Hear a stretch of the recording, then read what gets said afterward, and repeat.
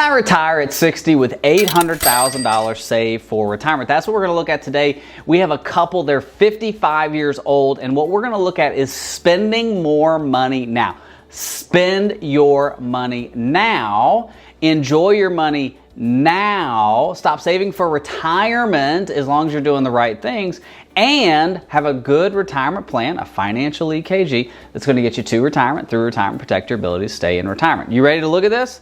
Let's go into the software right now. All right, here's what we got. We got Jimmy and Sharon. It's Jimmy and Sharon Frugal. Thank you for the name recommendation off of YouTube. Obviously, the names have been changed to protect the innocent. Jimmy is a welder and he's self-employed. Sharon works part-time at the church. Now, Jimmy's income is $80,000 a year. Sharon's income is $30,000 a year, and they're both 55 years old. And we're looking at retiring around 60 to 61 years old. We're going to look at 61 at this point, but we're looking right around 60 or 61 years old. Now, here's what I want you to notice first. Jimmy's self-employed. Sharon works on staff at a church. So Jimmy, when we look at his taxes right offhand, his Social Security and Medicare is self-employed, right? So he has a higher tax that's due for Social Security and Medicare. Now, if we go over to Sharon, right? We go to Sharon, she's salaried. She has a lower tax on her Social Security and Medicare. That's just a little tidbit of something that needs to be factored into your retirement plan. That's why it's so important, the small details you need to be thinking about. I'm not talking about the free software that you can run online. I'm talking about having a detailed financial plan. If you want one from me, contact me below. The information is there. Let's put together a financial EKG, a comprehensive retirement plan to get you to retirement, through retirement, and protect your ability to stay there. Now, Social Security, we're looking at both Jimmy and Sharon taking Social Security at 62. Now, Jimmy's his primary benefit is $2,035. Sharon's going to get a spousal benefit because her benefit record, she just started working again. She raised the kids, she homeschooled the kids, a lot like my wife does. We homeschool our 3 children. God bless her, because that is an incredible job. It's a tougher job than anything that I will ever do in my industry, okay? Now, she's going to take a spousal benefit of $651, okay? So her earnings record, or her Social Security, is actually less than half of what Jimmy's is, but because Jimmy's going to claim early and she's going to claim early, we're actually only going to get 32% of a spousal benefit. Now, Jimmy's going to take Social Security at 62, which means he's going to get 70% of his full retirement benefit. If we waited till 67, he would get 100% of his full retirement benefit. If he waited till 70, he would get 124% of his full retirement benefit. But because we're going to take it early, he's going to get a reduced benefit of 70%, which is also going to give Sharon, his spouse, a reduced benefit as a spousal benefit. Okay? Following along? Perfect. Now, there aren't any pensions, right? Jimmy's self-employed and Sharon works at the church, so no pensions. From an asset standpoint, here's what we've got. Jimmy's got an IRA with $450,000 in it.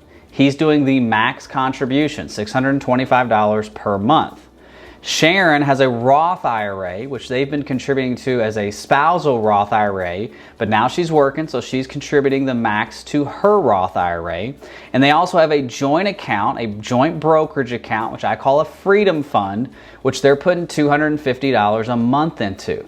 So, essentially, let me pull out my old calculator and let's look at how much we're saving. $625, and $250. They're saving $1,500 per month for retirement. $1,500 times 12 is $18,000. Let's go back to their income. We've got $80,000 plus $30,000. So what is that? 110, 90, 100, 110. Okay, $18,000 divided into 110 is what? 16.3. So they're saving 15 to 20% of their gross annual income. They're saving 16.3%. So they're doing exactly what we want them to do in the sense of saving for retirement. What I want to convince them to do, they're conservative. They're hard-working, conservative Americans. And I'm not talking politically conservative. I'm talking about fiscally conservative. They've worked hard. They're saving their money. They want to see this money last throughout their retirement and for their children. I want to convince them to spend a little bit more now to enjoy themselves. Because I know that with Jimmy's job, hard working job, that his knees, his back, his neck, his shoulders, his elbows, his feet are going to be bothering him later in life because he is working hard. And so we need to look at this and say, how can we spend more money now to enjoy and have a solid retirement plan? All right, so they have a home. It's worth $450,000 and they don't have any debt on their home. All right. Now, from a rate of return standpoint, we're looking at about 4.74% rate of return. So we have $575,000 in current spendable assets. We're putting $1,500 a month into contributions. We've got a $450,000 house, which means we have a total portfolio value of $1,025,000. Okay? Now, let's go to the next page. Let's look at expenses. Here's where we're going to start putting in some spending. So, we have baseline expenses of $3,000 with inflation of 3.27%. So baseline expenses are utilities, taxes, food, memberships, anything that you're going to continue to spend money on. And we're looking at inflation of 3.27%. That's the 109-year average, okay? Now, it could be higher for the next couple years. It could be lower. I just want to look at this on a national scale. An average on the nation, right? Because your inflation in Los Angeles is different from Waco, Texas, which is different from Bangor, Maine, which is different from Tampa, Florida. But when we're looking at this, what we're trying to get for each individual client is an individualized inflation rate, because it's so important that your inflation rate is not the same as my inflation rate, right? I'm buying diapers. Are you buying diapers? I hope not. Maybe. It depends. You might be. But what I want to look at is, what's your individualized saving rate? Now, let me show you what I mean by that. Let's act like, let's throw in an expense here. Let's say they had a loan for whatever, and that loan was $500 a month. $500 a month, okay? So they're at $3,833. Now it's $4,333. See that? We added the $500. Now the inflation rate's 3.27%. But let's say that the loan doesn't have inflation on it, right? So let's take that to 0. Now, you see how the average inflation rate went down to 2.89? That's because we were able to have an individualized inflation rate for them.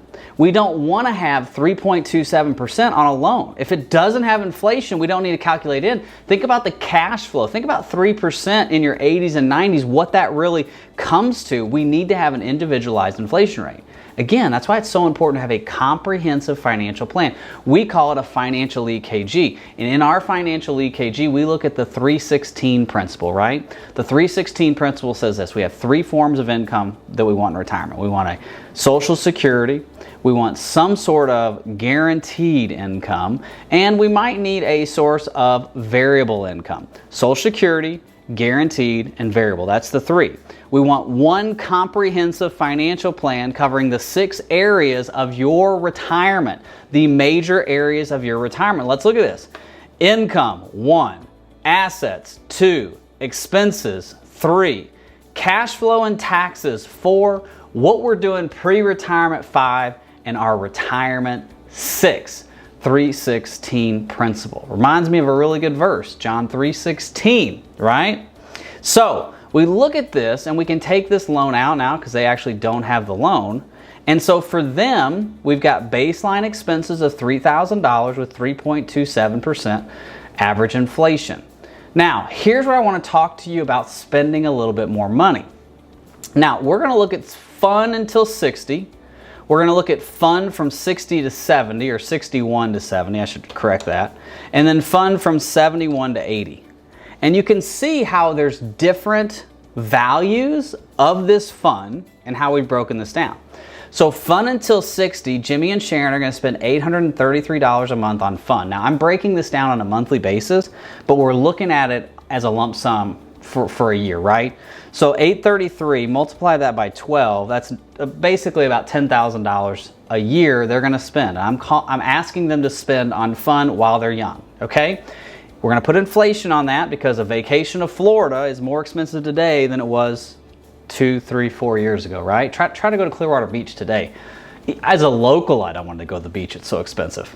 Now, fun, 61 to 70, we're going to look at $1,000 a month. Okay, that's $12,000 a year with inflation. So we're going to continue this on. Now the reason I went from 833 to 1,000 from ages 55 to 60, 61 to 70 is because I needed this number, this $1,000 number, to be inflated for what that would be worth in 5 years, right?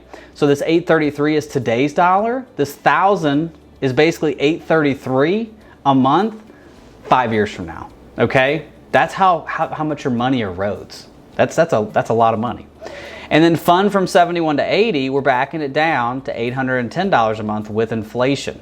Okay, and we're going to end it at 80. We're going to end the fund at 80. Doesn't mean you're not going to have fun. We're just trying to look at this plan. We want to spend more money now. Okay, are you guys tracking with me? Leave it in the comments if you're not. If you have questions, concerns, leave it in the comments. Let's talk about it. So we go to cash flows. There's no cash flows in this situation. Taxes, we're doing pretty good. We go to 2024. We're in Massachusetts. Projected federal tax rate, 8.36%. So we're in a pretty low projected federal tax rate. He is self-employed, so we have the ability to have some more write-offs. We're looking at deductions, we're looking at a standard deduction of $27,700. Now, we have itemized deductions for Jimmy and Sharon because of him working, so his taxes are a little different. His business is an LLC, so again, there's a little bit of a different tax situation going on for them because he's self-employed, but looking at it on the surface, without some of the benefits of being self-employed, they're in a very, very, very low tax bracket. So let's look at pre-retirement. This is what's important. I want to look at this right here, this net monthly cash flow, because that's going to tell me, can they spend a little extra money now? So we're 55. Here's our salary, welder, right, and part-time. Here's our monthly contributions to the IRA, to the Roth, to the brokerage account.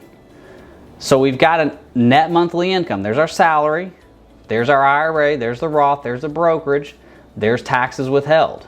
So our net total is $5,542. Here's our expenses, $3,885. There's our net monthly cash flow. See, we're in the green? We're in the green with fund being in there. So for them, I'm able to say, hey, Jimmy and Sharon, you see this green? You might spend it because like your HVAC might go out, you might need a new roof, you might need a new car, something. But based on where you're at today, you are in the green. And you can see their retirement assets are growing to over $859,000 at 60. Okay? So we're spending more money now. They could easily save this, right? We could take some of this and start chucking it into our investments. But does that make the most sense mentally? Well, let's look at it again. We go to pre-retirement. We've got $859,000 at 60. Are we saving enough? So the question becomes, can I retire at 60 or 61 with $860,000 saved for retirement? We go to retirement now. Here, let's look at this.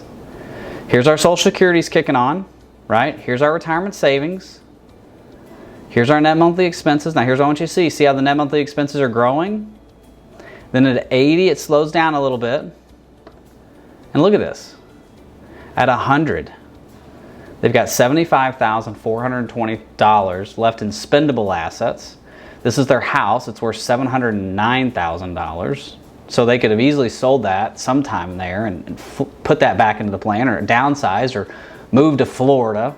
I don't know if they'd want to move to Florida. Maybe move to Tennessee or the Carolinas or something if they wanted to, or out west, Colorado. I don't know, wherever you want to go.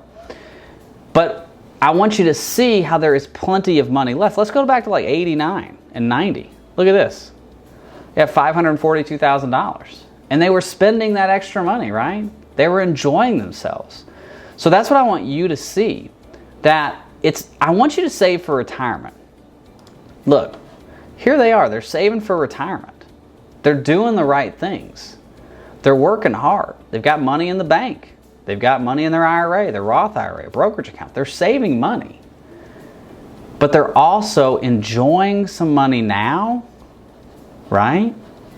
So they can enjoy their savings, they can enjoy their income while they're healthy. Now, for them, we're not pulling this out of their IRA or their Roth IRA and causing any kind of taxable penalties. We're pulling this from monthly spendable income. Okay, this is money that's been taxed and we're using it. So instead of it going into the bank, we're going to spend some of this. Now, once they get to 61 and 70, I'll show you. Once we get into retirement, now we have a withdrawal order. You see this? We have withdrawal. We're going to withdraw the IRA, the Roth IRA, and the non-qualified money. So we're going to pull money out of our investments once we get into retirement. It's cash flow until then. So you've got to be real careful if you're doing this. If you're under the age of 59 and a half, you're not pulling money out of your IRA, your Roth IRA, your 401k, unless you're using the rule of 55 or a 72T or something. You don't want to do it and cause yourself a tax penalty. Make sure you have a comprehensive financial plan when you do this. So for them, we're trying to spend more money now so that we can enjoy it. We can enjoy it. Look at this. At 70 years old, they got $843,000. At 80, we got $744,000. And you go, what about long-term care? I'm pretty sure $744,000 and $580,000 house. What is that? What are those two figures together? I can't do that in my head. 744 and 580? That's $1.3 million in total assets. I'm pretty sure they got long-term care covered at that point. And those are conversations that we're going to have down the road about what we need to do to protect against that. But I also want them to enjoy themselves, okay? So I hope this video has helped. Thank you so much for watching. God bless. Bye-bye.